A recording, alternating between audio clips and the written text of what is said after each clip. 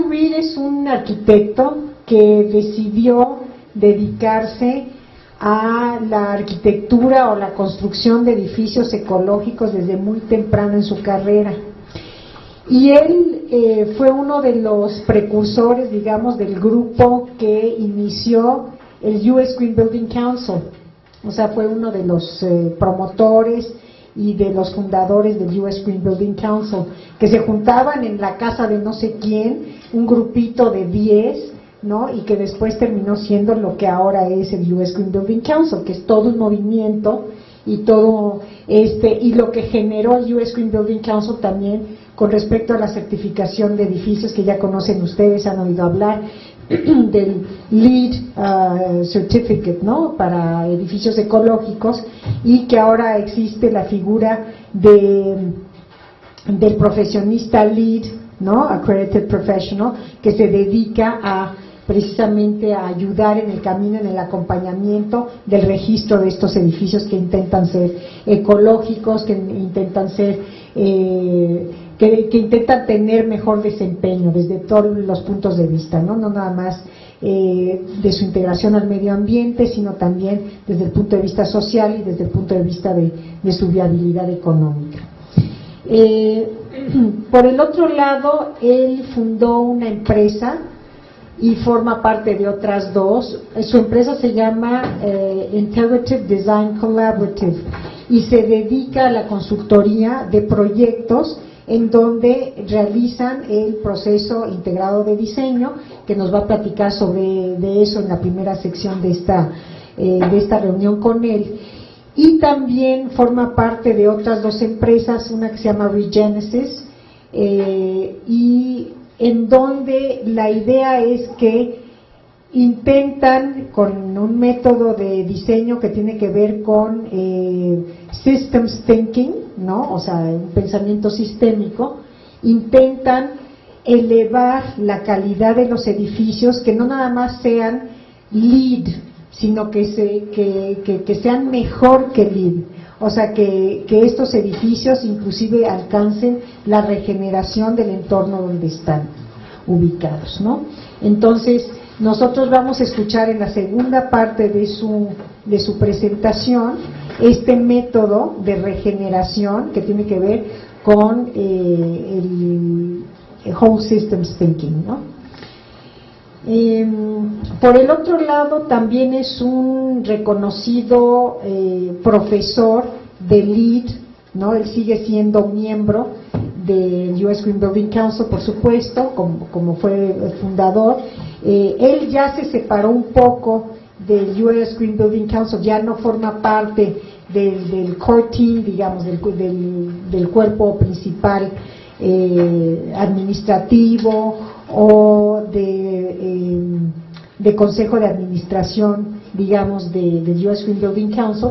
Lo fue durante muchos años, pero ahora con su empresa, con su trabajo de consultoría y con esta idea de que los edificios pueden ser mucho mejores que LEED, y de eso nos va a hablar en su plática, se ha separado, pero sigue siendo un profesor o maestro certificado por LEED, o sea que es parte del grupo de profesores que preparan a otros profesionistas en este camino de mejorar el desempeño de los edificios.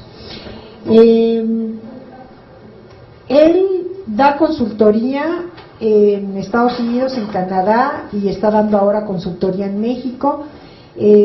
También da pláticas y conferencias de estos temas, en los cuales, por supuesto, es el experto y además es el mentor, digamos. En otras partes del mundo, fuera de Estados Unidos y de Canadá, está empezando a hacerlo en Europa. Y bueno, aquí está nuestro famoso Bill Reed. I don't know what you're expecting tonight, but I want to talk about what I want to talk about. The announcement said integrative design and whole system design. Oh, I have to speak into this. Integrative design and whole systems design. That's a gigantic topic. And I typically don't present them together, even though they're obviously integrated, because what we're integrating is a whole. By the way, thank you for having me. It's delightful to be here. I think this is the third year I've been here. Well, it's a nice habit. Well, it's the third year for the diploma course, but you were here before that. I was. Yes, at the symposium with Volker. Oh, that's right. I'm like a dog, you know, you wake up every morning and it's a new life, you know. And I get to go outside. But I talked to Carolyn yesterday, and we decided that it would be best to divide this presentation into two pieces.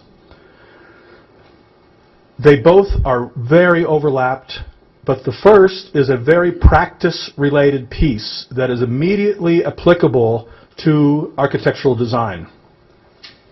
The second piece, the second 2 hours or thereabouts, will be a deeper level of integration or a deeper level of whole systems thinking. It will be quite theoretical. However, it's interesting that about 90% of our practice now is based on this work. So it is extremely practical, except that you probably won't know what to do with it once we're done. But I'm going to hopefully, well, I will tell you about real projects that we actually get paid to do. So it is relevant. Before we begin, I would like to know what your expectations are. I can talk for 40 hours. And I can. Not well, but I can do it. And it would be, so I can go anywhere you want me to go, within reason, of course. Is there a particular interest of when you've seen this talk, or you've talked to others who may have heard me speak, or maybe read some of our websites, or seen stuff on YouTube that we have done, is there anything that is of particular interest to you that you would like me to emphasize? I can go anywhere. No? Great. I'm interested in knowing some more about your experience in Mexico. Ah. Well, it's been wonderful, I have to tell you that. Other than my laptop being stolen, was it last year? Last year, yeah. That was an adventure too. That was an adventure. About how you decide Yeah. what you do in Mexico. Do we have, Carolyn, did you give the folks the YouTube address? Did anybody have a chance to look at that project? No?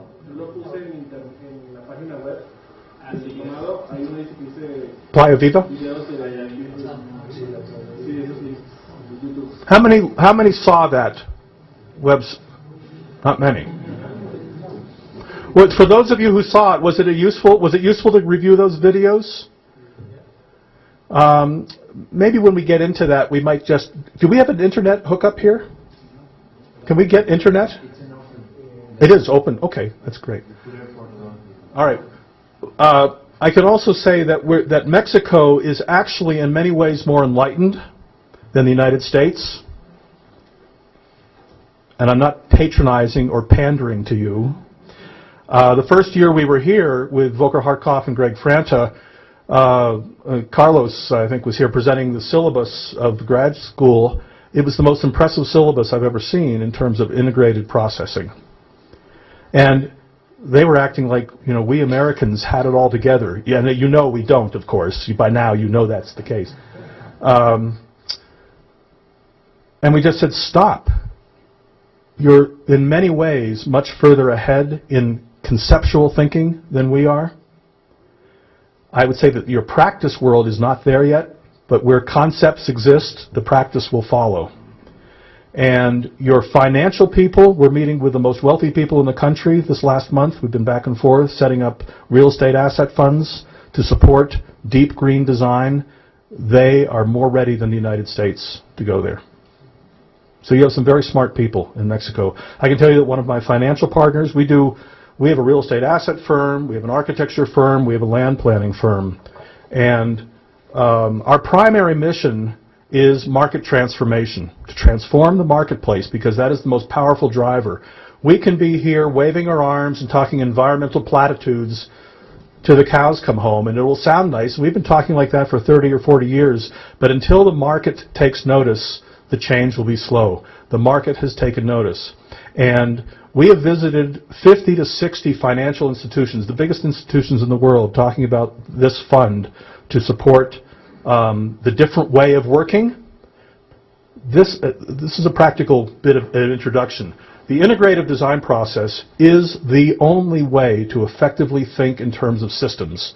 Green design, sustainable design, environmental design, ecological design, high-performance design, all those isms, is really primarily about systems thinking. We have not, it's just good design. Good design is good systems thinking. As architects and engineers, we have, by the way, you're all architects. Or how many of you are not architects? Oh my gosh. All right. What are you? Administrative management. Like construction? No, management. Management. Well, that's good. Okay. That's wonderful. What else? Okay. Economics. Oh, this is great. Who else didn't get represented here? Landscape architect? Huh? Finance. Oh, my goodness. Well, and how many are architects? Yeah, it's a majority. So I'm going to speak to architects, but do understand that this is a whole system we're speaking to. And let me suggest that the way to think about systems is not in the typical segmented, isolated specialties that we've set up for ourselves, especially in Western society. That age, well, we're not going to get rid of it, has to go away. We are done with the age of specialization. Just mark those words. It doesn't mean that we don't have specialties, but we can no longer practice those specialties in isolation. So this is a way to begin to think and redesign the design process. So tonight is really about the design of the design process. That's what we're talking about tonight. What you do in terms of beautiful buildings and master plans and creative financing is entirely up to you. But to inform that beauty and that effectiveness in the richest way is the result of a process. As Buckminster Fuller said, God is not a noun, but a verb. And the process of becoming is what we're talking about today. So, what do I have to do here? I guess click my own computer. The first American house built in wartime Java completely bewildered the natives there. Instead of building walls of local bamboo, which was closely spaced to keep out the rain, but admitting the light and air, the white man, the missionaries, put up solid walls to keep out the rain and the air and the light, and then cut windows in the walls to admit the light and air. Then they put glass panes to block out the air, and then they put blinds and curtains over the glass panes to keep out the light, too. This is not Java, this is Zimbabwe, but a place where I worked for a while, and that wattle and daub hut, you could have a choice on these farms. This farm no longer exists because of Mugabe, curse him, who destroyed a great way of life. But they could choose between this modern facility, concrete block, corrugated roof or asbestos roof, or this wattle and daub hut with thatch. But most people decided they wanted the modern building because that was cool. But that was a figurative statement, because the real cool building was that one. That varied maybe 5 degrees Fahrenheit throughout the day and night. Notice the deep shade, the sun never sees the wall. Thatch is one of the best insulations imaginable. The people who lived in this house didn't live in it. They slept outside of it at night because it was too hot. So I ask you, what is the sophisticated building in this picture? And if we don't know the answer to that, we have a fundamental problem. Now the question is, Do we need to live with also all the scorpions and snakes living in that thatch? Maybe that's not the best way to live, but I actually live in a house now built out of straw with an earthen floor that is remarkably resilient, self-heats. The floor is wonderfully warm to the foot, to the feet in the winter. So what can we learn about these things? So we need to move from the world of systems thinking to whole systems understanding. We use the word systems very loosely. We talk about elevator systems, mechanical systems, electrical systems, curtain wall systems, landscape systems, traffic systems. The word system did not mean individual systems when it was invented, if you will. The word system means the whole system. What we have done in our society is a continual banalization. Do I need some translation on that? Banalization of meaning? Okay. The word sustainable. How useful is that word anymore? Does it mean anything? We're doing sustainable buildings. Are any of the buildings that we're calling sustainable? No, they aren't. Jonathan Porritt says that if you can do it forever, it's sustainable. If you can't, it isn't. So all the LEED buildings and the green buildings are not really systems thinking. They're an aspect of it and a good start. But let's not fool ourselves and banalize meaning. So tonight we're going to be very precise, hopefully, in meaning. And the word system means a whole. Let's use a little illustration here. Got a flip chart. You're all familiar with LEED, right? The Leadership in Energy and Environmental Design. Well, so, no, who's not? Anybody not LEED? Everybody okay with that? Okay. So, I don't know if you can all see this, and I don't know if I have them. Oh, here they are. So, what are the a little bit of an exercise? What are the major environmental imperatives? Sorry, I'm going to have to move. The major environmental imperatives facing the planet today. Just the big ones. Water. Okay, what kind of water? There's a lot of water. Okay. What else? Okay, I'm going to say resources. Because I'm summarizing. We could have a list 50 elements long. Resource depletion or resource degradation. Resources never go away. They just change state. Okay, what else? Waste management. Waste. That's kind of a subset of that. Waste. What else? Big ones. Air pollution. Huh? Pollution. Air and water pollution. Global climate change. What else? Soil degradation. Oh, good one. But I'm going to generalize that and just say habitat loss. Okay? But it's very sophisticated. Without soil, we don't have life. If we aren't taking care of soil, just pull the blinds down and close the door. What else? Oceanic ecosystem loss. It's all part of the habitat. I'll just call that habitat. Any other biggies? Big ones? Big problems facing the planet.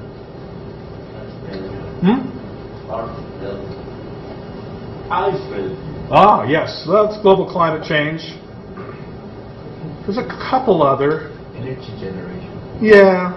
Development of different infectious diseases. Ah, well, I'll hit on that one. I'm going to just talk about the persistent bioaccumulative toxicants.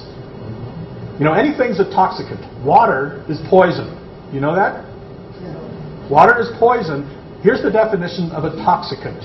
Anything that is above the concentration that it will allow life to be sustained. It's just about concentration. So if you drink too much water, you will get water poisoning.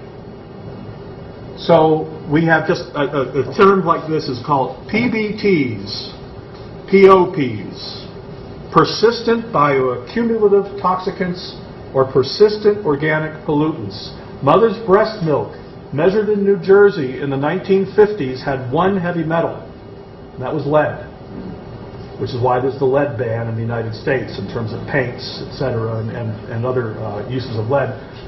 Now there are over 135 heavy metals and carcinogens and endocrine disruptors in mother's breast milk in New Jersey. So we manufacture 60 to 100,000 synthetic chemicals in the world today. The scary part is we don't know. The other scary part is we don't know how they interact with each other. So we are literally living in a junior chemistry experiment. We'll see what happens. We know what's happening now.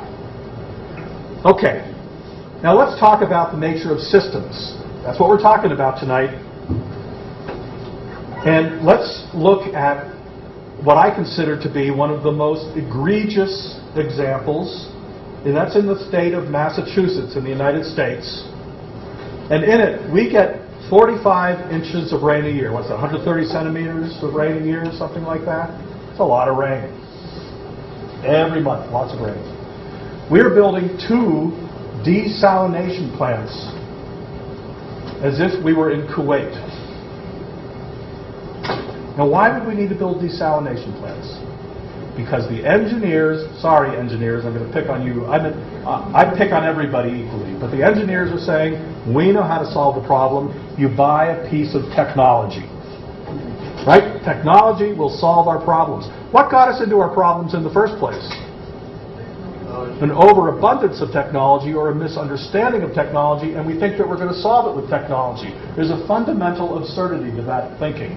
But it's what we're used to. You know, we're like bowerbirds. You know, bowerbirds like bright, shiny objects.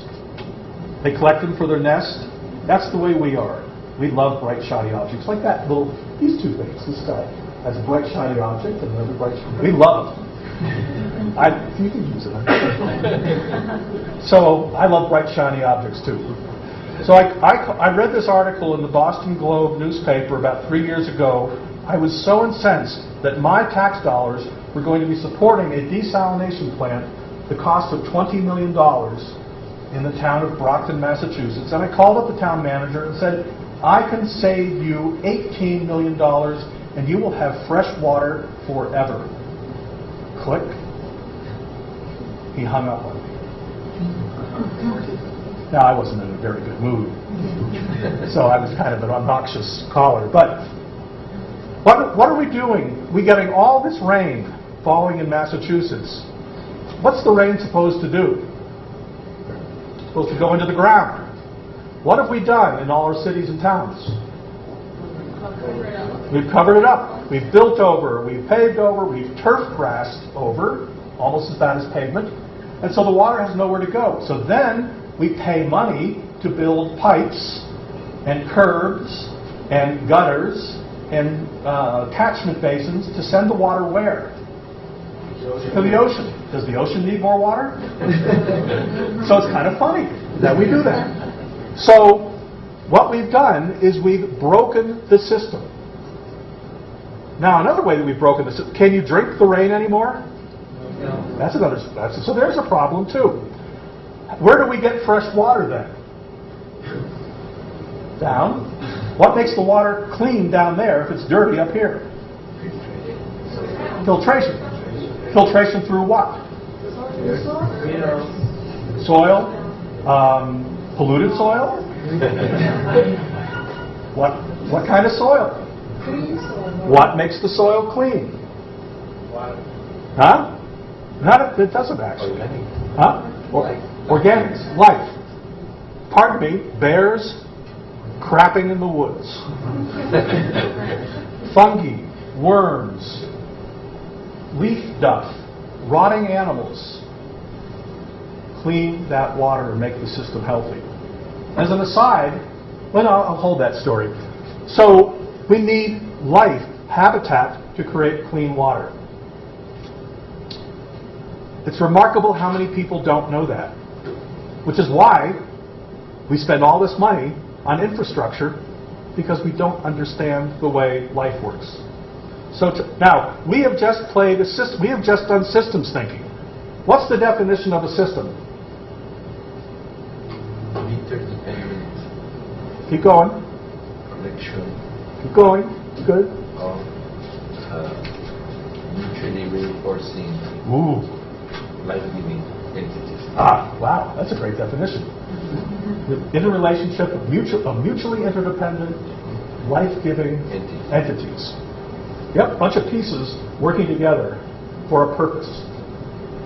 Now, if we threw sand in the air, those pieces of sand would be in gravitational relationship with each other, and that would be a system. But to make a system refined and to work with it, we have to identify the purpose of the system.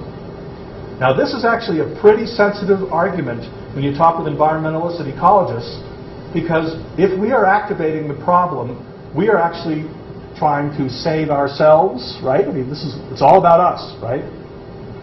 So the system needs to be created in such a way that it supports us. However, what else is necessary to support our lives? What are the fundamental aspects of life? And I'll give you the hint. The alchemists figured it out in the Middle Ages. There's 4 of them. Four elements. And what are the 4 elements? Yeah, earth, wind, fire, and water. Now, that's what sustainability is about. Healthy earth, clean air, clean water, and the sun to grow food for all species. There. We are now done with tonight's lecture. Because that's all it is. And until we connect the pieces in our design work to support that level of life, we will continue, pardon me, to screw it up. So I've had evaluation forums, after I speak, and one guy said, or gal, I don't know who it was, all he does is talk about water. What does that have to do with architecture? Well, might we agree that architecture is about quality of life? And if we don't have clean water, do we have quality of life? So is our job as architects to be engaged with this level of stuff? I don't even want to hear an answer to that. Because it is. And until we wake up to that, we will continue to create and make mistakes as architects. We have abrogated our responsibility. The buck stops, and one of my former mentors said, we are the last stop in terms of responsible interaction with the planet. Who interacts with the planet more than architects and engineers? We have an incredible footprint, and unless we are responsible and act responsibly for it, we don't really have much of a handle to hang on. So I have very little respect, and I'm sorry to say this, folks, I have very little respect for an architect whose sole interest is being published in World Architecture or Architectural Record magazine. Big deal. I could care. So that's my personal bias. But I'll tell you, if we want to sustain ourselves and create quality of life, what better mission is it for architects than to be engaged at that level? And as Buckminster Fuller said, I may not address beauty directly, but if what I do is not beautiful, then I've failed. So let's not go at beauty head on. Let's go at it as an understanding of the way life works. So, back to this. Can we say, because what we're going to do now, can we say that potable water is directly connected to habitat loss? Is that fair now? Okay, I'm going to draw an arrow here. What else impacts potable water on this list? What's that? All the others. Yeah, can you see how all this impacts it? Some people have a question about resource degradation. Have you ever seen photographs of West Virginia these days with our fabulous president allowing miners now to strip mountaintops off and flip them into the valleys? Of course, that does a lot for all the critters and life living there. The streams come out orange now out of West Virginia, so we can get coal to further pollute the environment in the name of economic development. That's our fabulous president. So we have, so resource degradation affects that too. But let's look at another big issue, global climate change. What issues impact that on this page? Huh? Everybody agree with that? Yeah. Yep. I do.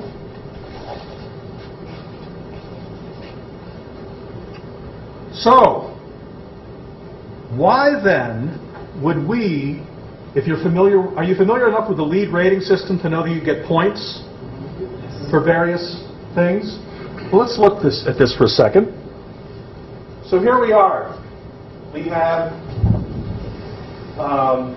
you see all those big categories of LEED? You see what they relate to? It's the same stuff. Where it came from in LEED. The problem with LEED is that it's a market transformation document, not a definition of whole system design. So as a result, we get to pick and choose what points. But in fact, you need every point, right? It's all connected. So the fallacy is that we have fragmented life into little bits and pieces, just like we've done with science and religion and philosophy and yes, and human beings. So that we've divided it up into understandable chunks, and therefore we think we're smart. We're going to be talking about fragmentation in about 2 hours in a much deeper way. So it's a whole system. We need to be looking at this as an entire whole.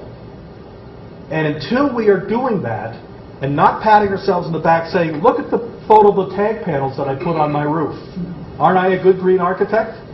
No, you're not. You have a little bit of an edge, but you don't get it. An object seen in isolation from the whole is not the real thing. It is a figment of your imagination. Because as you see all these arrows here, there are thousands of arrows from every object. And then you're probably wondering, well, how can we possibly deal with that? In the last 2 hours tonight, we're going to be talking about how you deal with that, because it's actually very easy. We just have to, the hard thing is, we have to change our minds. What's the hardest thing for humans to do? Exactly right. So, the last 2 hours of tonight are going to be talking about how we work with clients and ourselves to change our minds. So, nested subsystems. It's a hard thing it's kind of actually a pretty easy thing to grasp. But until we understand that life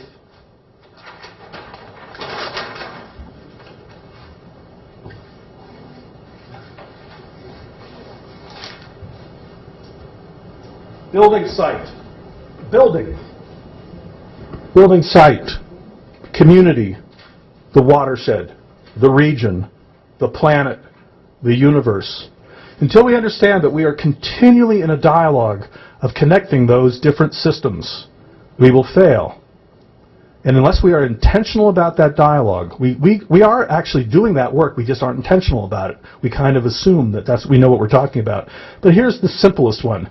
Typically, our scope of work as architects and engineers is looking at the functions in the building and the building envelope, and maybe, as we say in the United States, 5 feet outside the building perimeter.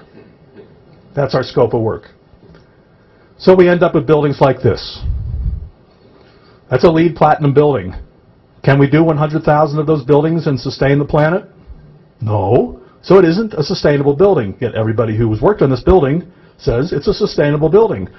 And that's a definition alert.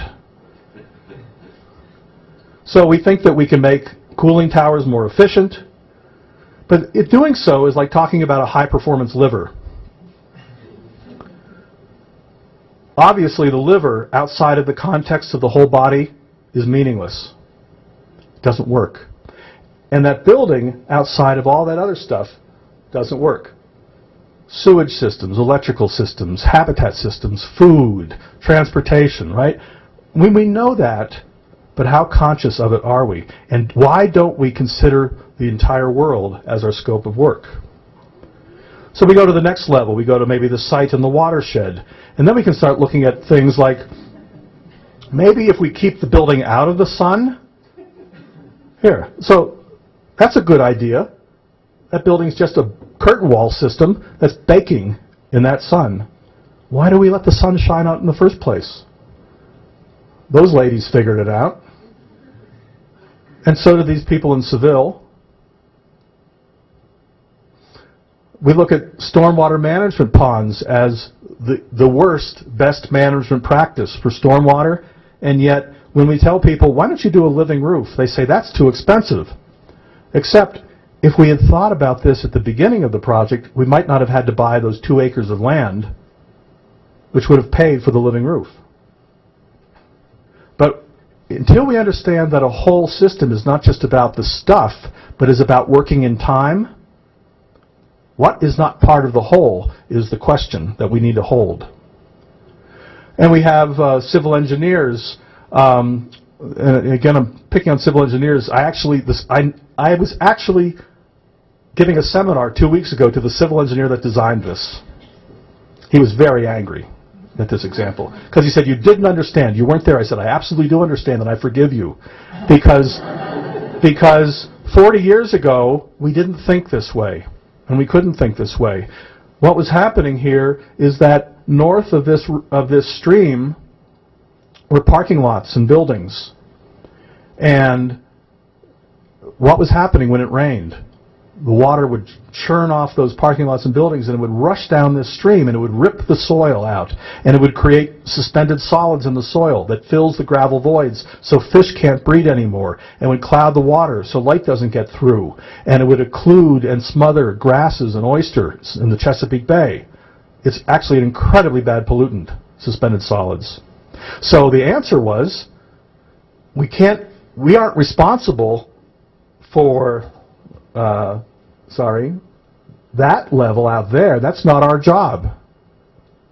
It's not my property. So what we had to do is that we said, well, all that water's coming out. I can't control what's happening on that property, so I've got to make this stream out of concrete. You know that that's a problem, right? So they had to cut down the habitat to put in the concrete, which cost a lot of money. Notice the way that water works? Look at the water, that pattern of water. It's a sine wave, yet we put water in straight lines. So that water is going to ruin that concrete after a while. It's going to take control.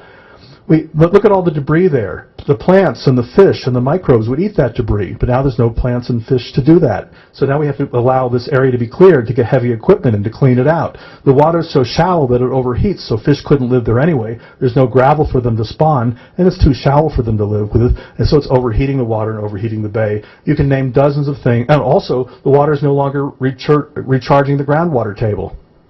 So this is a real good idea, and we paid for the privilege of doing it. That's what's remarkable. People, what's the first question that people ask you about green design? Cost. We really need to answer that question in a different way. Is that we need to be asking, what is the cost of a brown building? Not what the cost of a green building is, because I can tell you that is a lot more expensive.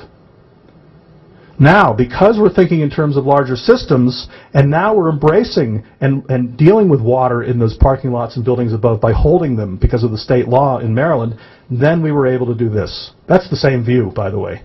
That's 3 years later. That's an aftershot. We can begin to recover nature. We can begin to work with it. This is just not a holding pattern. Natural living systems are who we are. And until we start, instead of occupying the planet, we need to inhabit the planet. I don't know why this is taking so long. Okay, oops. So then we go out to the next larger level. And we go to region, community, region, planet.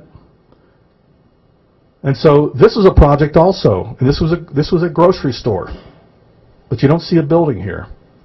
They asked us to do a LEED gold grocery store, and we said, well, we just don't do LEED buildings. What we do is we systems think, and LEED is an outcome.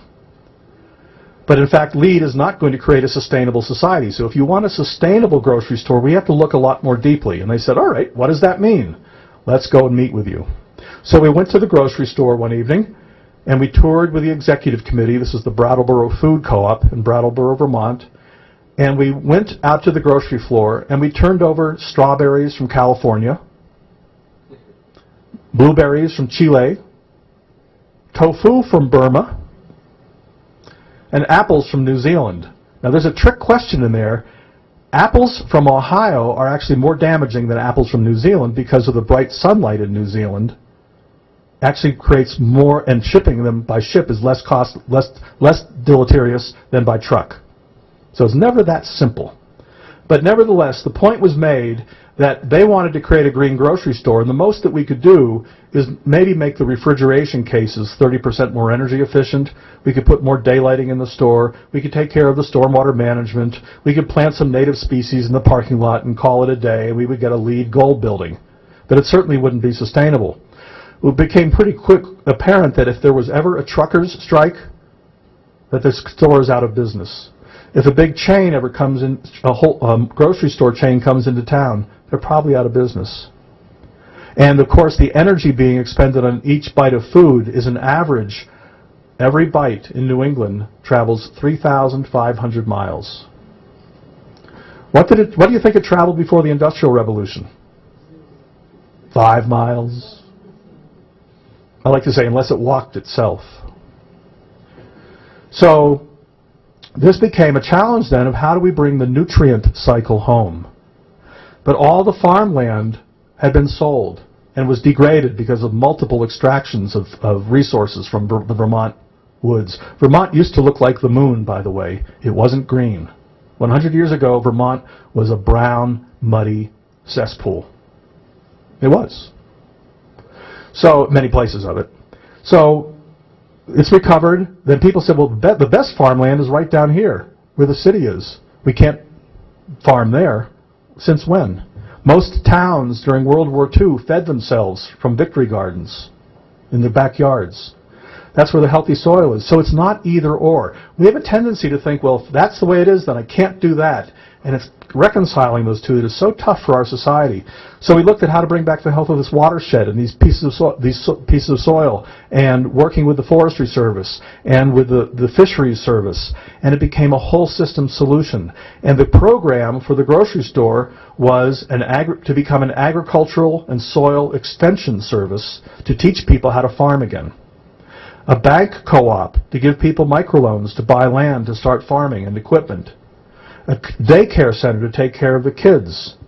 A cannery to can the food. A butchery for the hunters to dress their meat. And, by the way, a grocery store. And when we were done presenting this to the board of directors, one guy said, all we wanted was a grocery store. And we left in kind of a funk because they weren't very happy. They'd spent all this money on some big idea. Now, there's a lesson in that. We left very depressed because we felt we didn't serve. The client didn't love us. We weren't loved anymore. And a year later, we got a phone call and they said, we didn't understand. Thank you so much. We get it now. We've developed a 100-year plan. We're funding farmers. We're developing a bank co-op to lend money to other co-ops in the area to bring up our farming resources. It took them a year to figure it out. What's the hardest thing for humans to do? Change. And it takes a year to 3 years, based on an old Harvard study, for synapses to shift. Our company business model is not a very good one because it takes our clients 1 to 3 years to appreciate us. But what's really gratifying now is every client has come back and said, we get it now, which is fun. So, what's our role? Now, I'm not suggesting that you hang yourself out like we're doing, but it's wonderful. I can tell you that it's been a slog, but it's wonderfully powerful to see this cut. Because I started out wanting to be an architect when I was 8 years old. And I was collecting pictures. I don't know if any of you ever did that. I was going to design my own house. That was my real goal, design my own house. Quality of life. I wanted quality of life for myself. And then I heard about Lewis Mumford in 9th grade, and I realized that the most beautiful building is unsuccessful if it's not in a great community. So then I realized I had to be a planner. But planning school was meaningless. It was about transportation and political justification for economic largesse. I thought, oh, this doesn't work. And I didn't know what I didn't know. And it wasn't until about 1990 I read Sim van der Rijn's book, Community Sustainability, and then it was like a lightning bolt. I said, of course, unless the environment is right, then the communities will never be right. So we are architects. We work with large-scale ecosystems as part of our design. I'm not suggesting that you need to do that. We just made that's our focus. But anytime we do a building, we are activating that whole relationships of larger systems. So it's up to you how far you want to extend those nested systems in your work. And I'll tell you, the more you do, the better it gets. And the more rationale and data you have to make real decisions. It's no longer just arbitrary art. It's specific reactions to the way life works. That's powerful. And you know what? Nobody can argue with you then. You got real reasons, not just I'm the architect.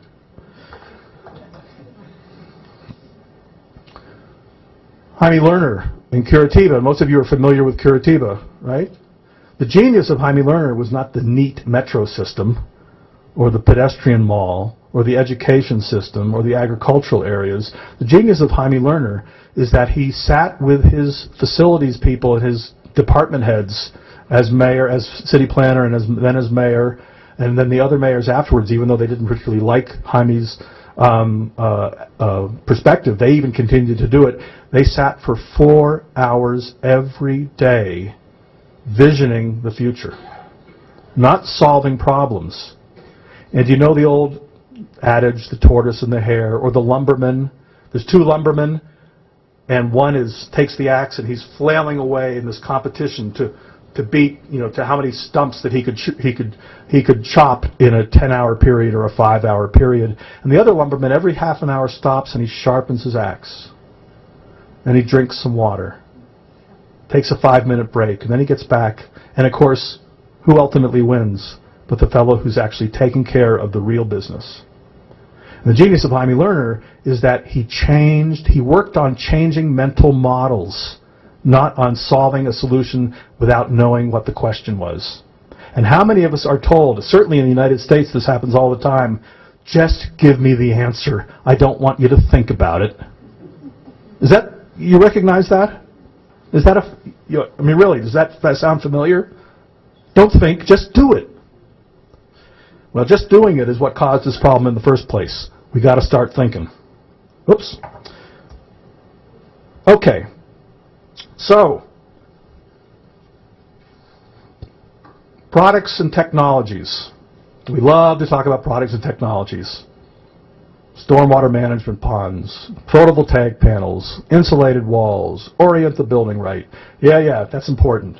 But if we start there, that's when we make mistakes.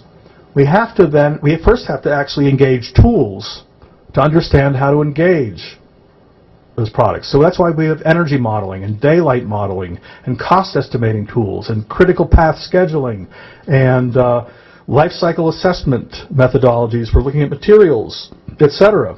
So we need tools. As I was meeting with an engineer for a project in Boston a few years ago, I expected, this was during design development, and I expected this engineer to have had an energy model because this was a green building. We wanted to know about how it was going to use energy. And she said, oh, we don't do energy modeling until the end of design development. Really?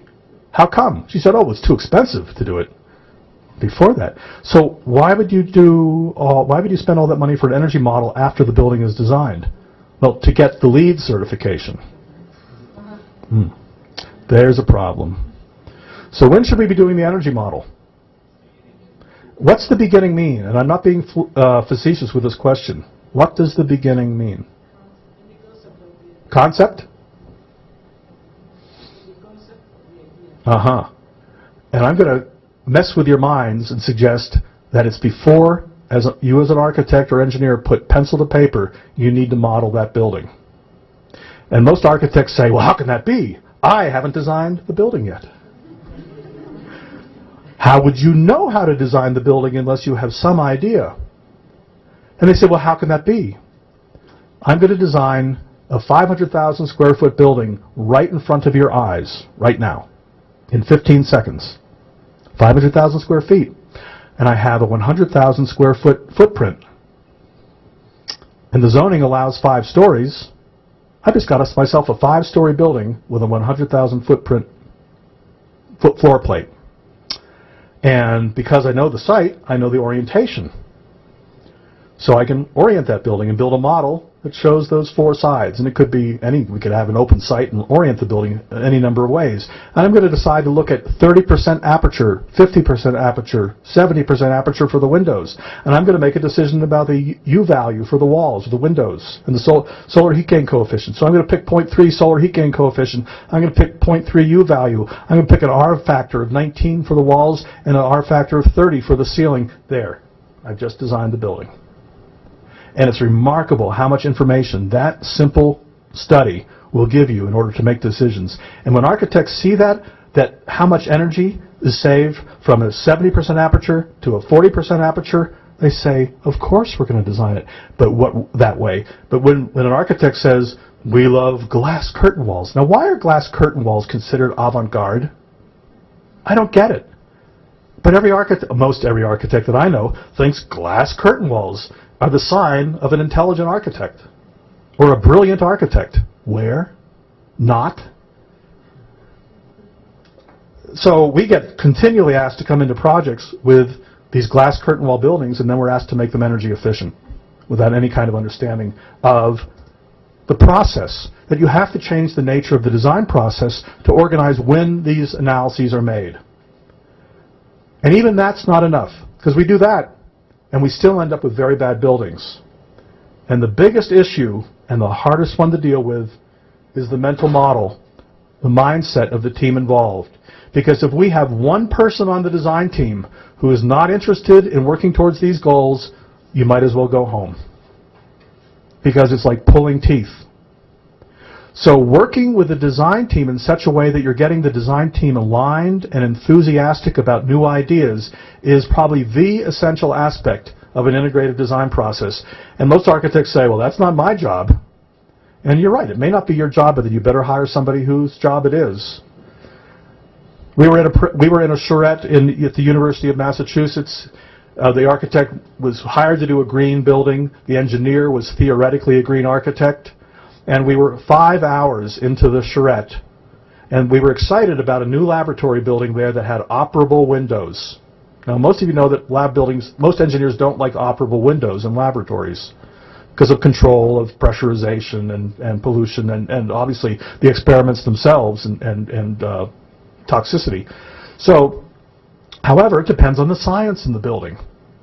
And this is a teaching lab. We're not talking about biohazard 4 containment facilities.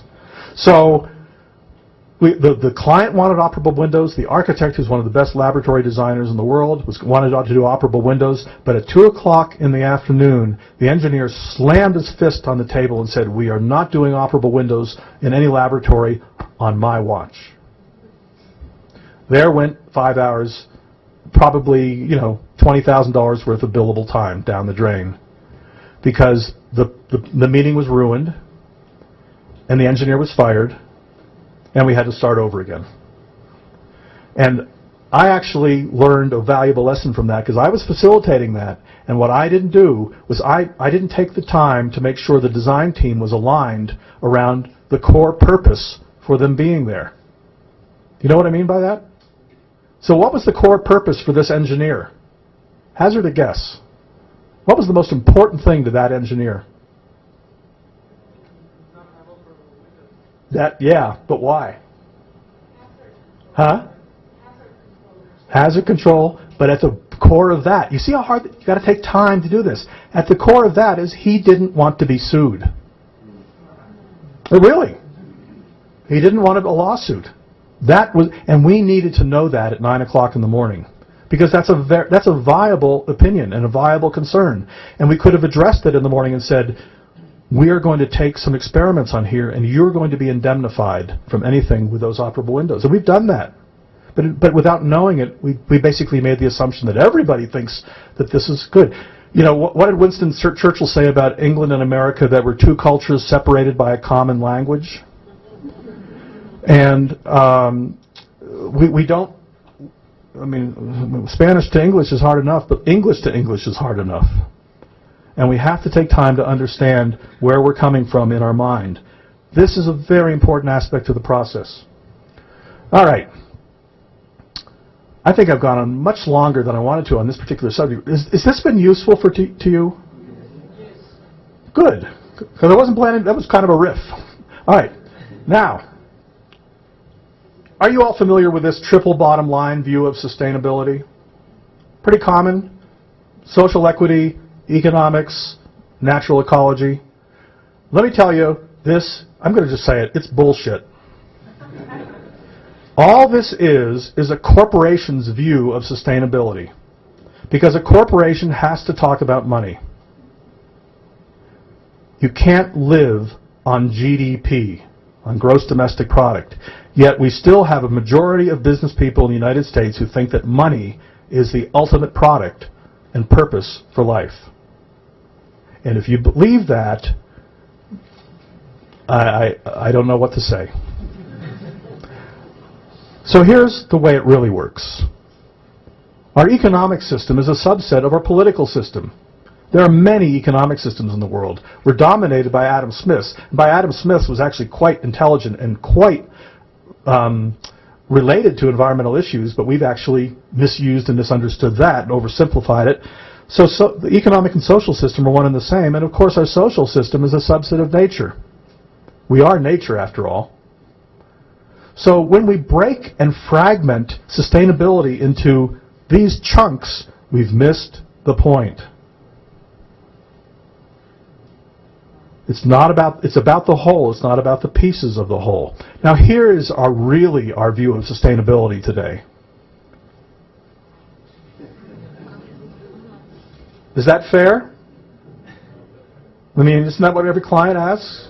What's the most important thing? I got to talk about the money. I don't care if we're going to die in 20 years, but I got to talk about the money. Well, now money, that being said, it is important to talk about money. But do not ever think that you will convince a client to change their mental model based on money. However, it is important to be able to talk about it. If you don't, you're not going to get very far. But I've had a number of clients say to me, if you show me how this is going to save me money, I'll do it. So I had one client and I showed them a waterless urinal. That would actually save them 1/3 of the amount of money compared to a regular urinal. Getting rid of the supply piping, the flushometer, the infrared sensor. From $3,000 in New York City down to $2,000 for a waterless urinal. New York City's expensive. He said, well, we're not doing that. So it wasn't about the money. It was about something else. I think he just didn't want to talk about icky things, you know. So it's not about the money, but let's talk about it for a second. Would that be useful for you? All right. So let's talk about first cost. It's what everybody talks about. Green buildings are too expensive. You've heard all that, right? Let me assure you that based on the definition of LEED, which is one way to define green buildings, they are not more expensive. If you are stupid, they will be more expensive. And most people are initially stupid because it's hard to change and we have to go through a learning curve. Therefore, green buildings are expensive in the learning curve, but education costs money. Therefore, be prepared to go through a learning curve. But ultimately, I can statistically show you that green buildings are the same or less expensive as defined by LEED. Now, we can buy lots of neat objects and technologies to throw at a green building, and it will be more expensive. And if you want to spend the money, more power to you. But let's not make generalities. So first costs, anywhere from 0 to 25%, I've heard. But it's compared to what? Quality, location, climate. You know, somebody said, what's the cost benefit of a granite countertop? If you can justify a granite countertop, and you probably can from marketing, you can probably justify spending more money. But what's the benefit of a clean environment? We can probably justify that too, but it really depends on what you want to pay attention to.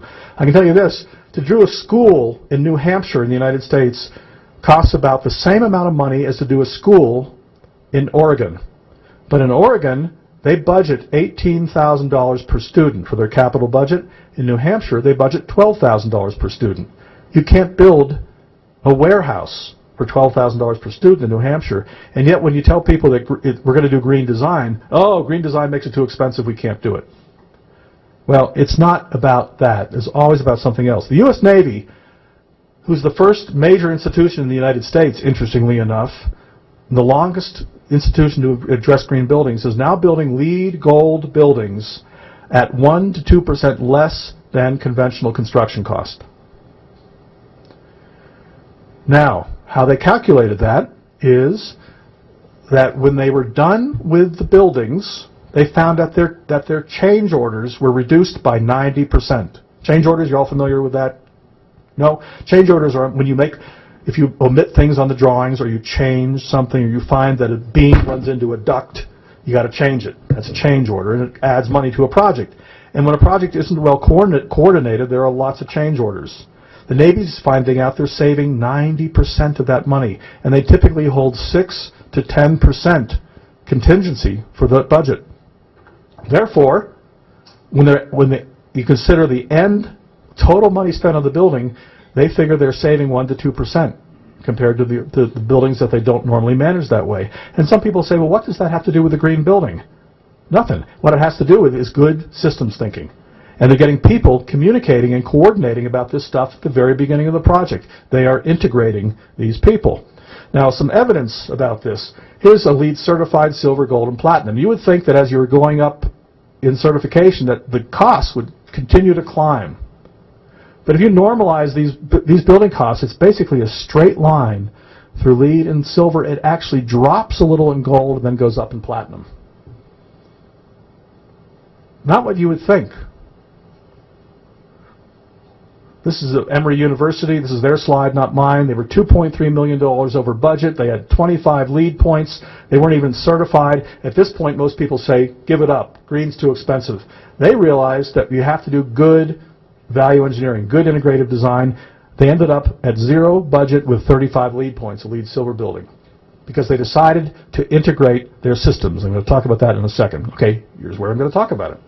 Didn't know it was this quick. Okay, this is a very simple example of how to think in terms of systems. Now, systems thinking is pretty simple. As you remember from the water example, you know, there's that old song, the shin bone's connected to the thigh bone, connected to the hip bone. That's all systems thinking is taking the time to ask what is connected when making a decision. There. I could also leave with that bit of information, and you could do great buildings. What's connected? The thing is, you have to take the time to find out what's connected. And we don't take the time in our design process to do that. But here's what happens when you do. This was an example of a house in Boulder, Colorado in the 1996. They wanted to do, or 98. They wanted to do a green building. They were at the time building a $165,000 price point house, mid-level at the time. And they wanted it to be a green building. And the first thing they looked at was energy. So what's the weakest link in a building in terms of energy use?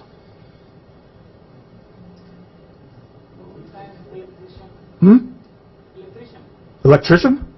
Nope. Nope. Roof? Yep. Roof is probably, but the windows are where most energy leaks out of a building. The other big significant thing is crackage in a building. You know, the average house, in the United States anyway, has about a 4-foot diameter hole. When you add up all the crackage in windows and doors, you're just pouring energy out of there. You have to be, I got to be politically correct here. You have to be, I can't be politically correct.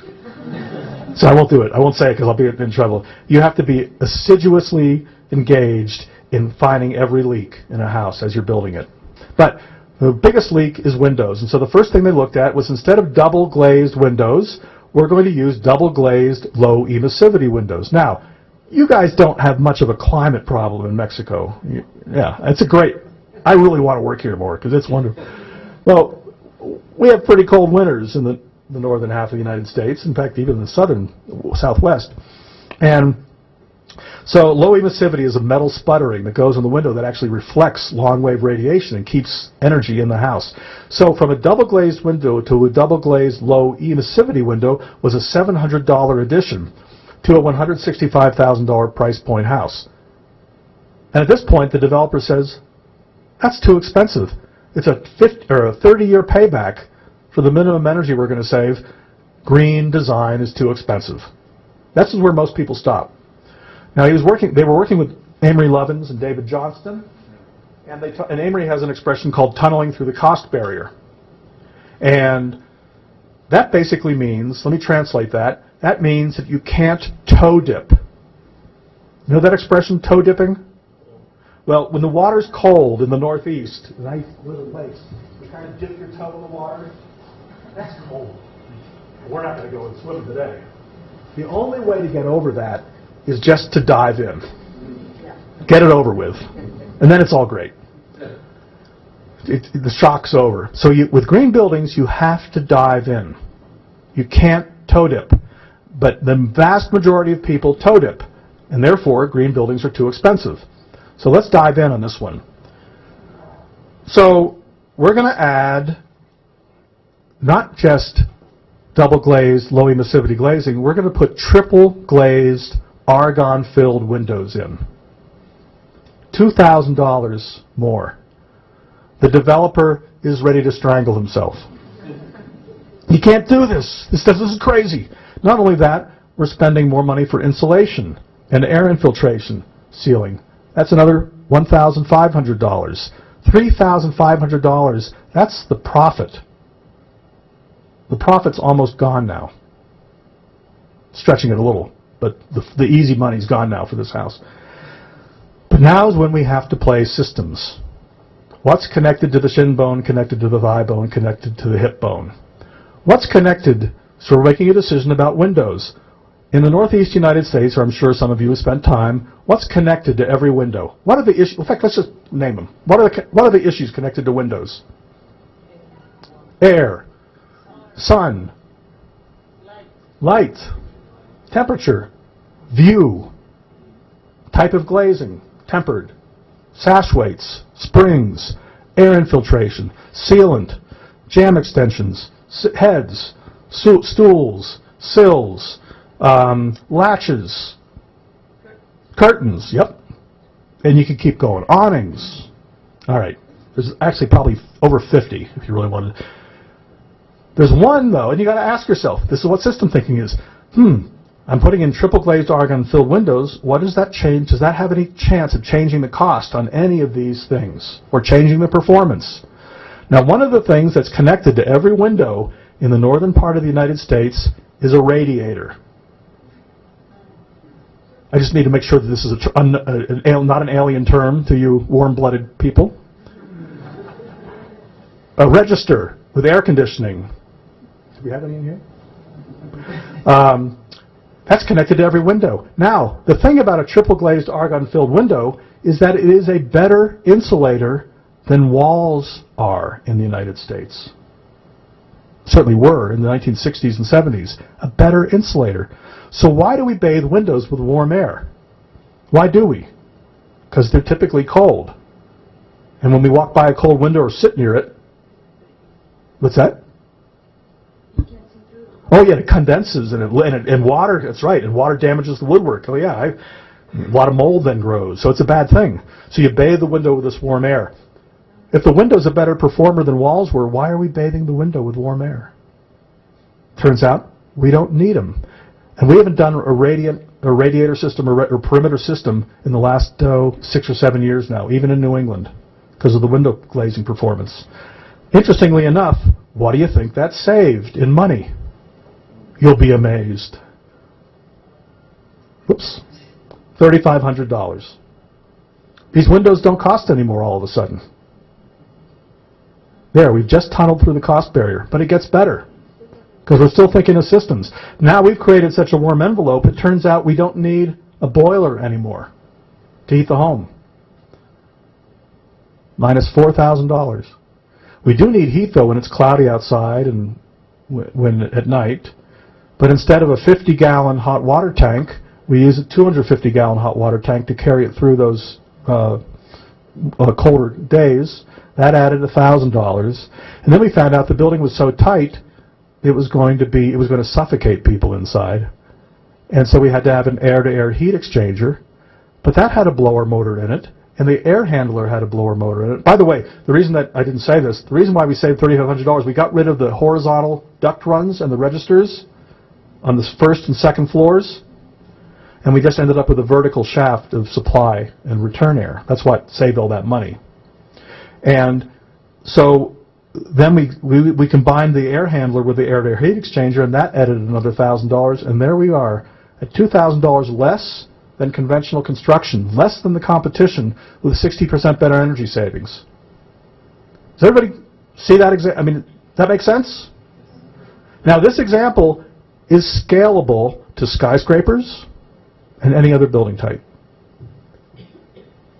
if we think this way. Do we take the time to think this way? How many of you have ever thought that way in your building designs? Not many of us do. And if I'm not trying, there, you do? we're thinking more and more. I'm not trying to be too much of a pain in the neck. But we need to spend more time thinking about this. Ah. Wonderful. So is all this making sense? No? What's that?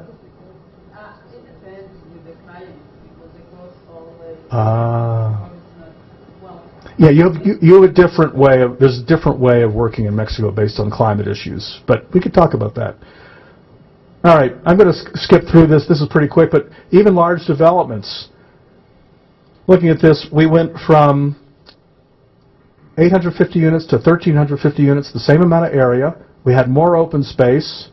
We had more units per acre, 3.8 units per acre. We had less money cost for building roads, less roads, more units. Instead of $31,000 per lot for the horizontal cost, we were down to $15,000. And this is pretty standard. We find that in most developments, most horizontal developments, we can save 50% of the development cost. Well, that's part of it, clustering, but also part of it is just how you treat stormwater management. You don't need to build the infrastructure. How you treat waste. You don't need to have expensive sewage systems. You can use living technologies like constructed wetlands. You can let nature do a lot of the work. And yes, clustering helps too. And by the way, and a lot more variety in price points. Even, this is an older example, but going from CRTs to LCDs, LCDs are twice as expensive. But if you don't have the chief financial decision maker on your design teams, they're going to see a price like that in your fixtures and furniture budget. Oops, wow, and they're going to get rid of it because they aren't integrated into the decision making.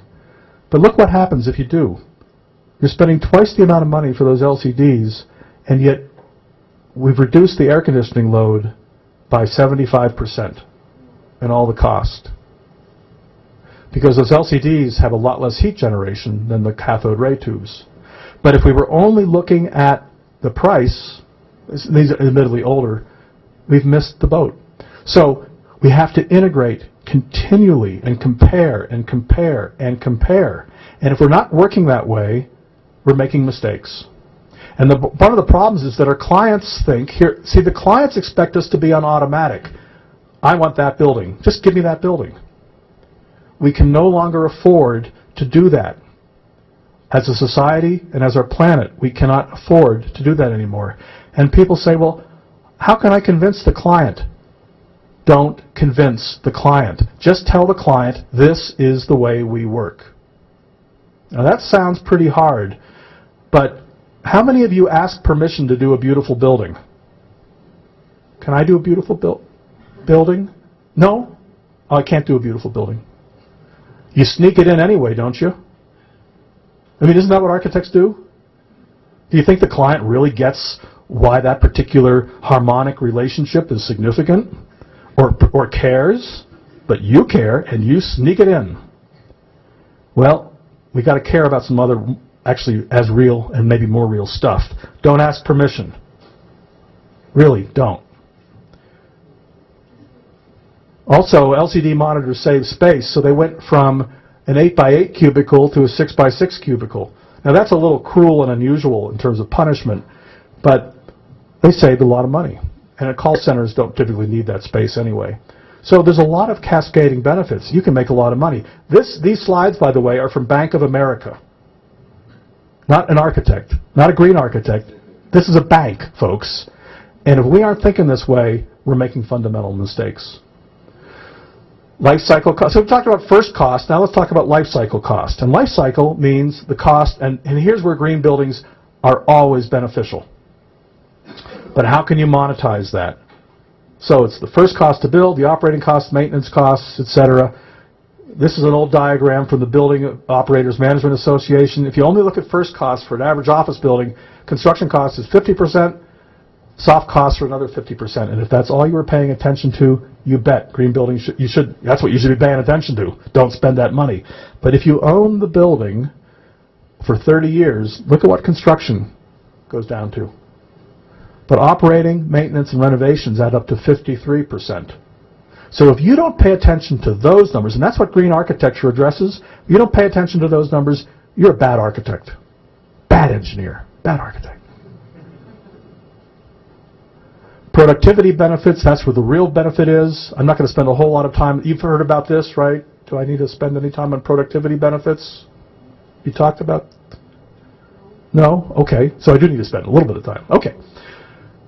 What they've found, in general, is that people like green buildings. They like it because the materials aren't off-gassing, they can breathe without allergies, they get exposed to daylight, which actually helps people perform better. Why is that such a surprise? I don't know, but...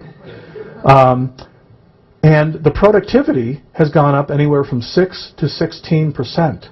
Now, when we spend... Now, this is an old slide. The actual number is $230 to $310 in cost per square foot to house your staff. And if they can be 10% more productive, that's $30 benefit to the bottom line.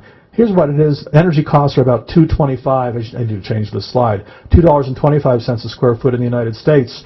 If we can save even 40% of that, that nets us another 80 cents, which is a pretty good return on investment. But if we're getting $30 as we're saving 80 cents, what a great investment. Now, how do you justify this? The state of California determined that with a $4 investment for green buildings, assuming that they cost some money, if you're not doing a good job, that you get that kind of net present value in productivity. It's astounding. And that benefit in productivity is based on a 5 to 7 minute a day improvement in productivity. And let me demonstrate what 5 to 7 minutes means. I'm sitting in my cubicle at work, and it's always hot, and it's always cold in my cubicle.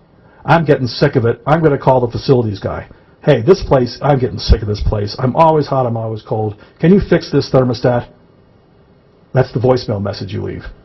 Nobody's there. I'm angry. I'm going to go outside for a smoke. There. I just spent 15 minutes. They figured that 5 to 7 minutes is actually conservative by 90%. That basically it's closer to an hour a day improvement in productivity in green buildings. Genzyme, that glass building by Spanish and Partners that I showed you at the beginning, that glass curtain wall building, they spent $7 million extra to make that a LEED platinum building. And why did they spend that extra money? Because they decided to make it green after it was already started in construction. So they spent a lot of extra money because they started too late, right? They paid that investment back in 7 months based on employee retention. You know how much it costs to train new employees?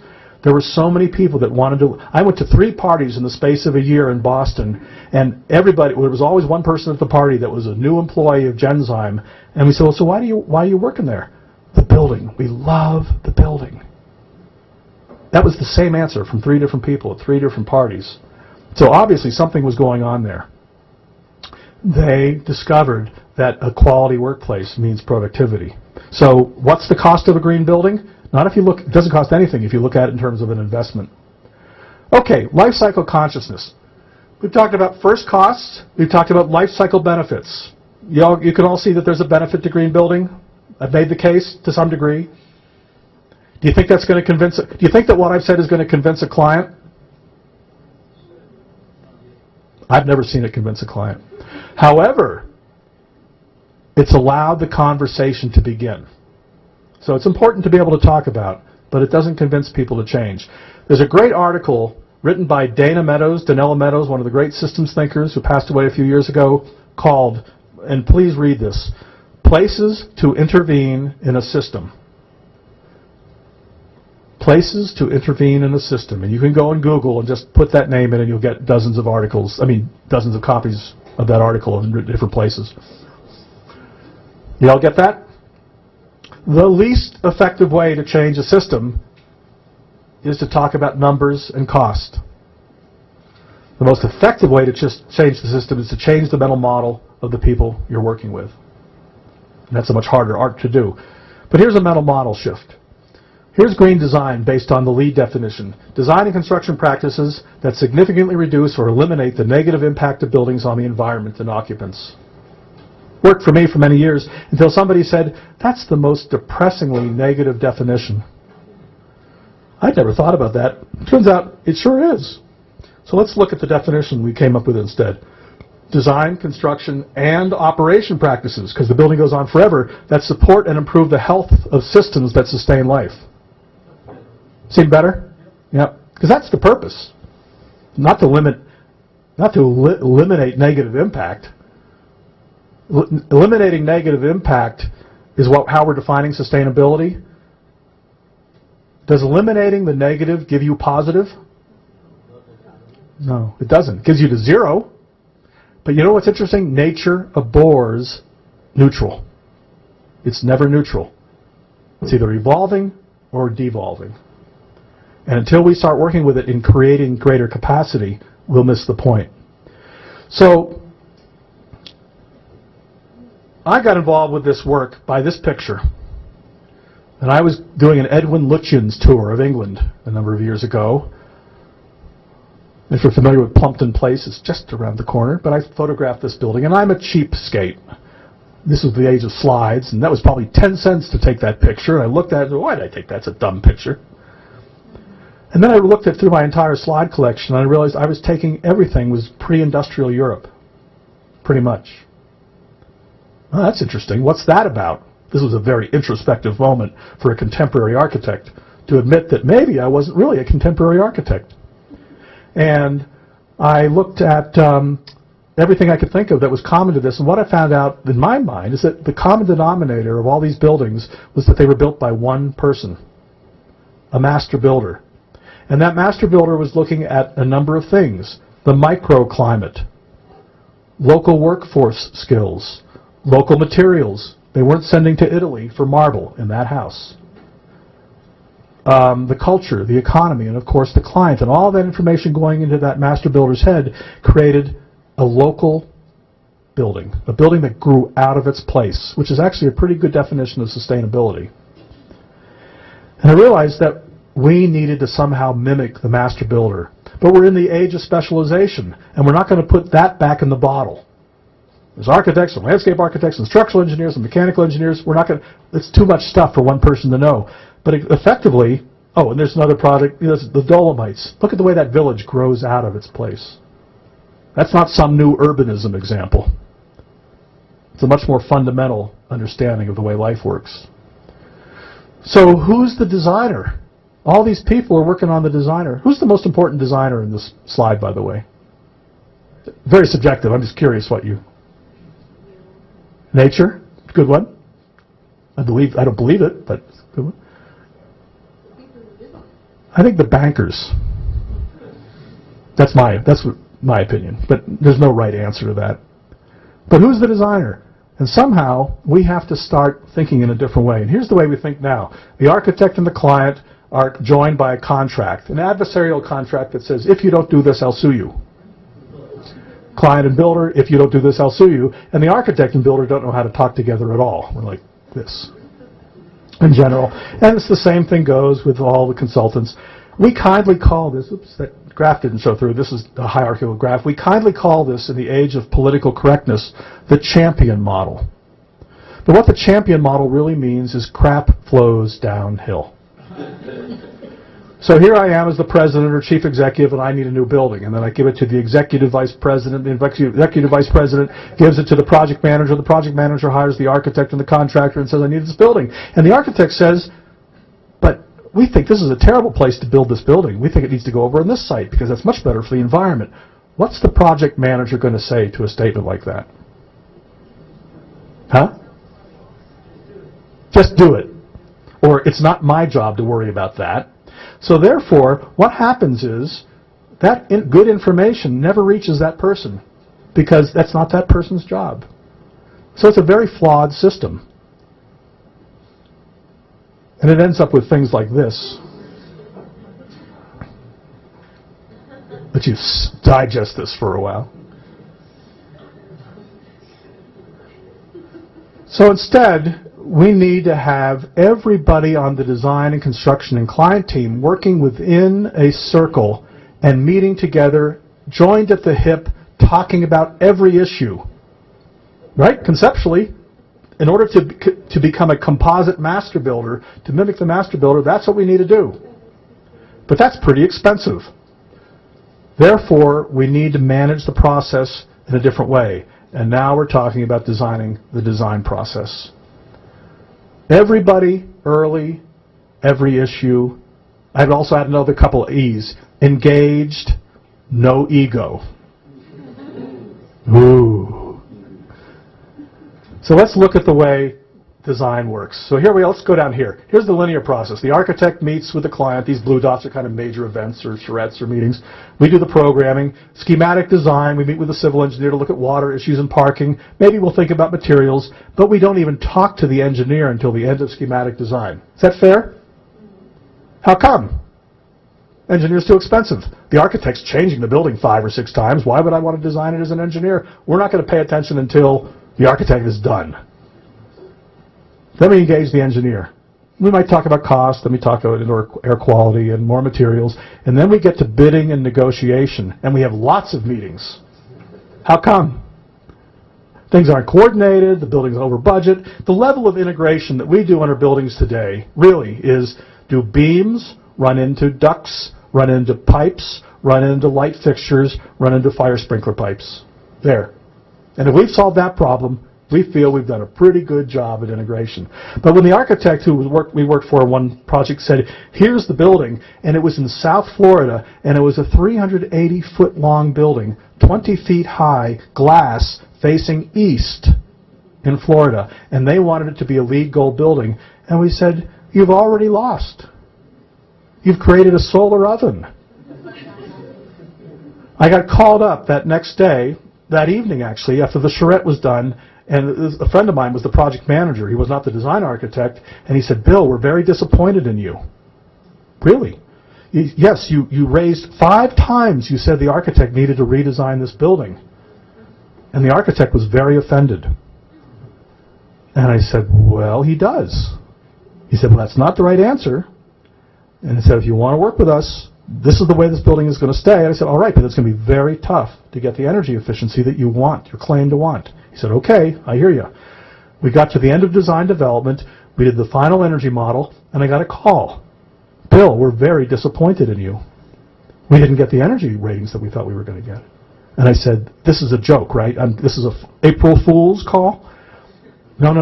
I said, remember the conversation we had? Oh, yeah. Well, we had a very good relationship with that client. And the next time we worked with them, that architect brought us in before the design. So they learned. You see, there's reason to keep working. You don't need to be too snobbish about the lack of people's understanding. Work with them. Teach them how.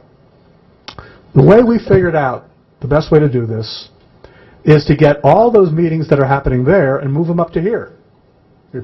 You're having them anyway. You're not getting paid any more for them. Move them up to here. And here's the way it needs to work, is that you do that preliminary energy modeling, water balance studies, material research, 3 or 4 days worth at the most. Get people to actually give a contract for just this amount and for that contract. We actually ask people for a Part A proposal. Because how can we actually propose? Remember, we're doing different buildings. If we were doing the same kind of building, we could actually make a proposal that would cover all the costs. People don't know that anymore. new architects to this or new engineers, they're going to throw $200,000 or $300,000 extra to the cost of a building because, hey, I don't know what green design is, but it's supposed to be green. Guess it's going to be a lot of work. And we get these massive amounts of money coming in. So we no longer ask for full proposals anymore. We ask for a Part A proposal and then a Part B proposal. But the Part A proposal maps out the nature of this research work and design work, what happens in each of these charrettes. We find that we need 3 to 5 charrettes before the end of schematic design. Look at those. Schematic design is much longer. But what we also have experienced is that the time for doing the project is virtually the same. Now that's interesting. And this is what the U.S. Navy has experienced too, is that they're spending a lot more time up front, but just like that lumberman sharpening his axe, it makes everything so much easier here. Therefore, you don't need a whole lot of meetings. This is really just good total quality management.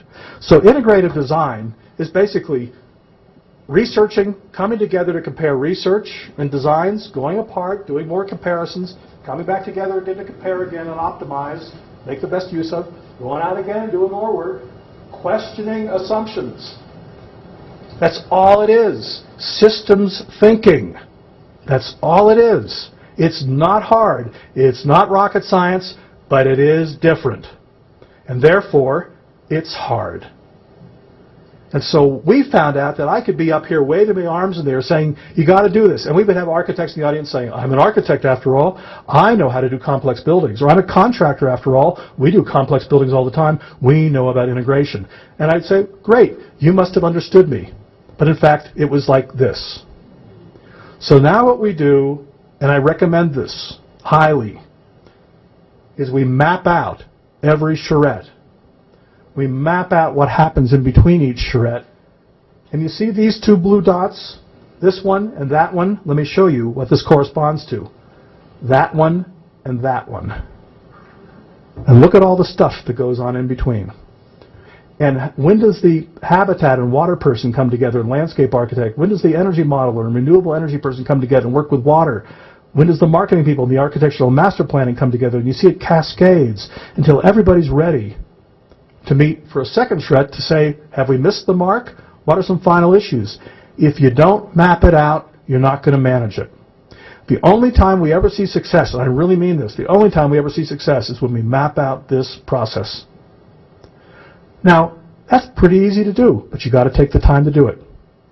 And you know, it's like watching grass grow or watching paint dry. It's really boring.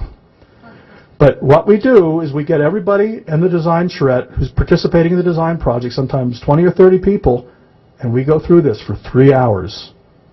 And it is remarkable to see eyes going like this. I didn't know I had to do that. Or we've never even heard of that concept before. And we've had engineers come up to us afterwards and say, this is not the project for us. It's great to find out then than in the middle of design development. Now this is part of a learning curve. Ultimately we won't need this level of instruction, but until we make this transition to a more integrated process, we will. And even when you have 3 or 4 weeks, it's worth doing because this is a reality check. I've got to do all this stuff next week? Well, maybe we need to be more realistic about this schedule. I'm going to skip that. Now, to do different things, we need to do things differently. Is that fair? Now, you know that definition, that Greek definition of insanity? Doing the same thing over and over again in the same way and expecting a different result. Yet that's exactly what we do with green buildings. We hire the same consultants. We have the same work patterns. We have to map out a different process. Before we can do things differently, we need to think about them differently. And before we think differently, we actually need to be different. This is a personal development journey, folks. Welcome to some hard work. You've got to be introspective about this. The hard work's in here, in here. So I want you to do something right now. It's a little bit of an experiment. I want 3 of you to gather together. I'm going to spend about 15 minutes doing this. think of an experience where you felt most integrated, or whole, or connected, or one. Those are all synonyms around a process outside of the design and building field. I don't want you to think about architecture, building, construction.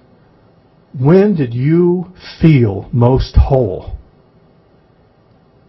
So what went into this? What was going on to make this a successful experience? What was yours and others' being state? It's kind of a weird word, Eastern word. Who were you in that state? Your emotional, your intellectual, and physical. What did it feel like? I want you to think about this for about 15 minutes, and we'll just do a quick report out. You game to try? Let's try it. So, gather your, then we're going to take a quick summation and then a break. So, gather yourself, 3 people, talk amongst yourselves, and I want you to think and share an experience. And if you can't come up with one, maybe one of your group will. Let's try it. This is an experiment. All right, you game? Give it a shot. Okay, do I need to count off by 3s? Can you gather together? Serious? Come on, folks, give it a shot. Now, and let me just say one thing. Hold on. Everybody, just a minute, please. You might think this is silly, but in my experience, we've done this exercise with architects all over the U.S., never in Latin America. Hey, guys, gals, just 1 second. Hold on. Shh. This experience for many people is the most profound experience they have in the entire day. So give it a shot. Just give it a shot. Okay. And it may not be. Folks. Hey, I hate to stop a good party. Wow. Are you having fun, or are you talking about entire sports or something? Is this a good stopping point, or do you want to go on for another 5 minutes? Stop. 5 minutes? Anybody want 5 more minutes? 5 more minutes. 5 more minutes. No. Some people like it, some people don't. All right, we'll stop it right now. I think you got the idea. Let's check in for a second. Was this fun for most of you? Yeah.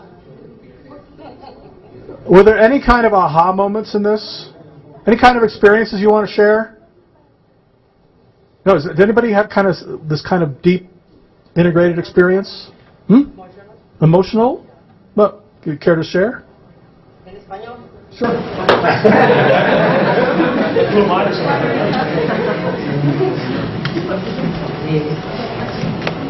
Yo hablé de un proceso en que nos integramos en familia.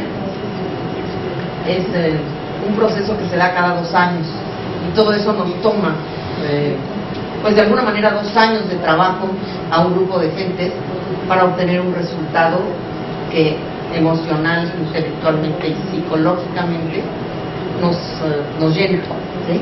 Somos una familia de 7 hermanos, más los hijos, más los nietos.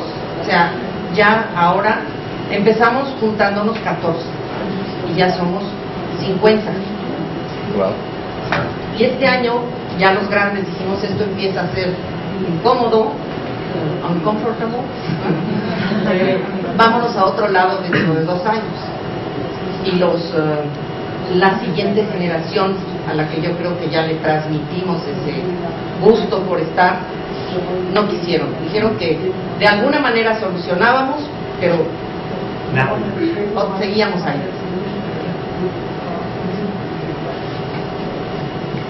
So, the children now are learning? Well, my children are there. They aren't there yet. But the process of working on this together gave you some joy. Some beautiful example. Anybody else have a similar, different? It's going to sound like such a hippie, crunchy cliche, but Oh, good. Well, we're pretty crunchy here. But I talked about my first baby, giving birth. to my first kid. And it was a long labor, a lot of pain. And it's the first time I felt like I had to control things you don't usually think about, like you're breathing and the level of pain you're feeling, and telling yourself all night, I am not going to die from the pain. The pain itself won't kill me. You know, that kind of process, you don't experience that in any other event. And it was very cool that my husband totally got it, and he wouldn't even speak to me. He would just tippy-toe around the bed, back and forward, not saying anything, not touching me. The doula, she totally got it. She turned down the light and just makes suggestions every once in a while. And it's the most integrated I've felt with my own body and with the other two people that were there. That's great, It's very cool. Any other? Well, I talk about an experience I had. I used to play ice hockey when I was younger, and I played for the Mexican national selection team, and we were pretty bad against other teams that played around, like the Canada team or the Mexican team. And we got to go to to a very big tournament in New Mexico, and there were very good teams playing there. And we ended up next to last. We were the, we Jamaican bobsled. We were the Jamaican bobsled team. And we beat just one team. All the rest, were just better than us. But we beat one team, and it felt like we had won the cup. We cried and everything. It was amazing. Like we were all hugging and jumping. It took us so much effort to score just one goal to this team. You could not believe it. We felt like superstars. Thank you. These are, did everybody kind of share? We don't have time to go through everybody, but those are very good samples of an experience of being whole. Do we experience that in our design processes with our design teams and our clients? Yes. Huh? Sometimes. Sometimes. Should we experience that? Yeah. So, you've just been through a being state exercise.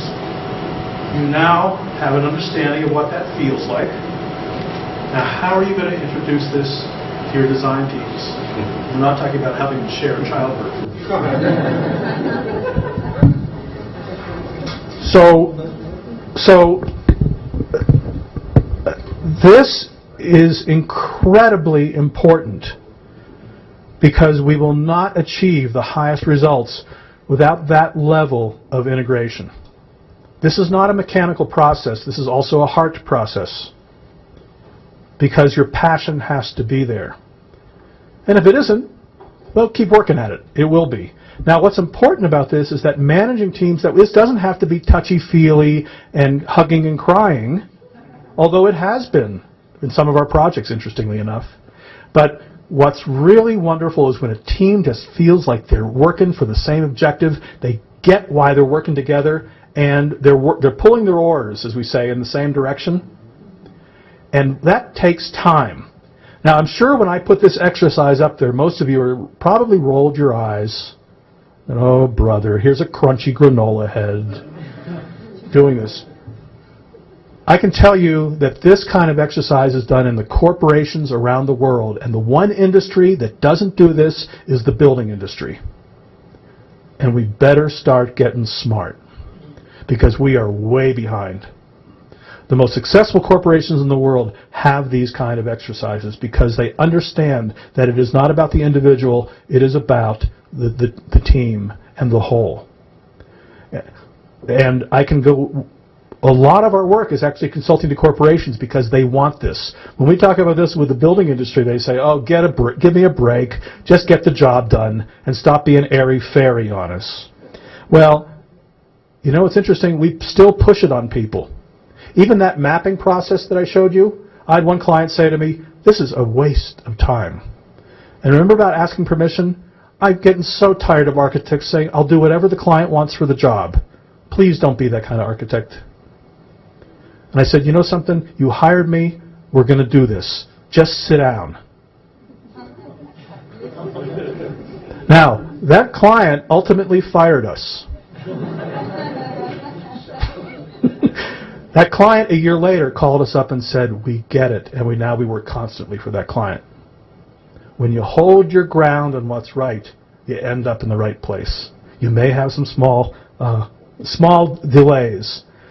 Integrative design is a design process. Focusing on technology won't get you collaborative design. Focusing on strategies won't get you collaborative design. Focusing on team dynamics and your skills in that process is the key. And if you don't think it is, you'll just struggle for years until you figure it out. It's taken me years, because believe it or not, I'm not that crunchy. I didn't used to be anyway. So, make work a contact sport.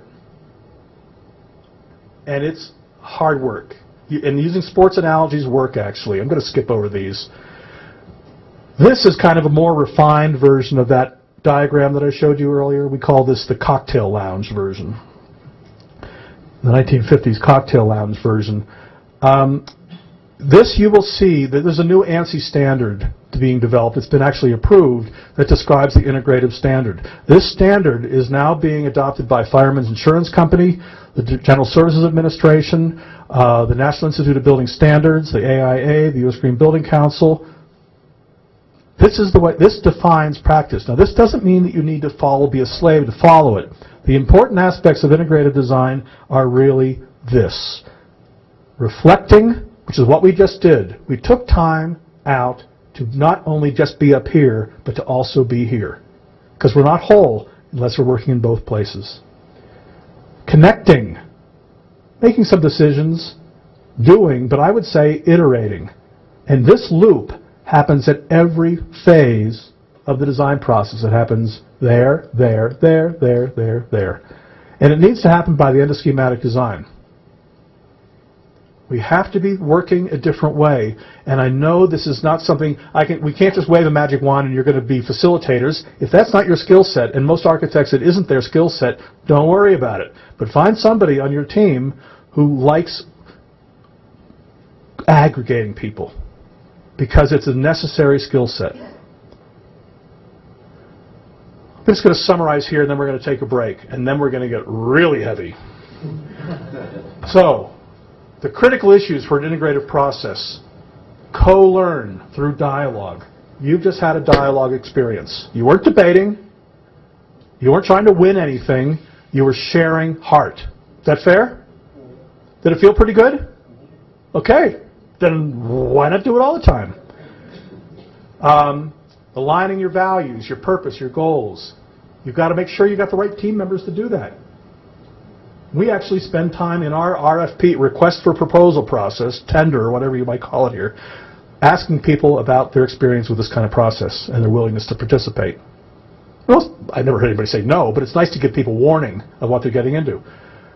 Evaluate critical and form-shaping issues. Now, we don't have time to go through this tonight, but water, habitat, and energy are the shapers of buildings, in addition to the program. If you're not addressing those issues in a systematic way before you put pencil to paper, you've already lost the benefits of an integrative design process. You've got to look at the way life works. Water, habitat, soil, energy, the sun. Then you've got to design the process. And you've also got to do it with costs, too. It's way too much detail. This is really about an 8-hour, this is an 8-hour seminar, basically. We've just kind of compressed to 2. And you got to get feedback, because it isn't a living organism until you're getting feedback. The building is alive. And not only the building, but remember that building's connected to water, energy, habitat, materials, social systems, network systems. The sun, it's a living, until no building by itself can be called a sustainable building. Remember that high-performance liver? There's no such thing as a sustainable building, but there is a sustainable system. And that's where we're going to next. And let's take a break. How long, Carolyn? 10 minutes, but it'll be 10 minutes. Okay. Thank you.